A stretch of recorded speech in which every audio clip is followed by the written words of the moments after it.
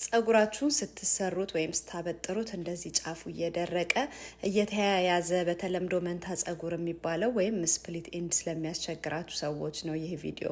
እኔ የምሰራው የጸጉርና ቆዳ አጠባበቅ ቪዲዮ ከተመቻችሁ ይሄንን ቪዲዮ ላይክ እያደረጋችሁ አካውንቱን ፎሎ እያደረጋችሁ ጥያቄዎቻችሁን ኮሜንት ላይ አስቀምጡልኝ። በተቻለ መጠን በቪዲዮ ሰራለሁ። ጸጉራችሁ ጫፉ ላይ መንታ ጸጉር ወይም ስፕሊት ኤንድስ እየተባለ የሚጠራው የሚያስቸግራችሁ ከሆነ ብዙ ጊዜ ስለሚያያዝ በምንታጠብ ወይ በምናበጥር ሰዓት ጸጉራችን በጣም ይነቃቀላል። በጣም ብዙ ፕሮዳክቶች አሉ ገበያ ላይ የሚሸጡ ስፕሊት ኤንድን ወይም መንታ ጸጉርን ትሪት ያደርጋሉ ተብለው። እውነታው ግን የጫፉ የተሰነጠቀ ጸጉር ወይም የተለያየ ጸጉር ወደ ላይ እየተሰነጠቀ ሄዶ ጸጉራችን ይሳሳል፣ ይሰባበራል፣ ይነቃቀላል እንጂ ያንን ትሪት ማድረግ የሚችል ፕሮዳክት እስካሁን ድረስ የለም። እሱን ትሪት ለማድረግ ወይም ድጋሚ እንዳይመጣ ማድረግ ያለብን ነገር ምንድነው? ጫፉን ወይም የተሰነጣጠቀውን ፓርት ቆርጦ ማውጣት ነው ያለብን። እሱን ቆርጠን ካላወጣ ነው ወደ ላይ የተሰነጠቀው እየጨመረ ስለሚመጣ ጸጉራችንን በጣም ያሳሳዋል።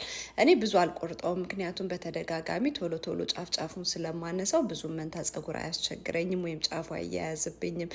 ነገር ግን ቢያንስ በ6 ወር አንዴ ጸጉራችንን ትሪም ማድረግ አለብን።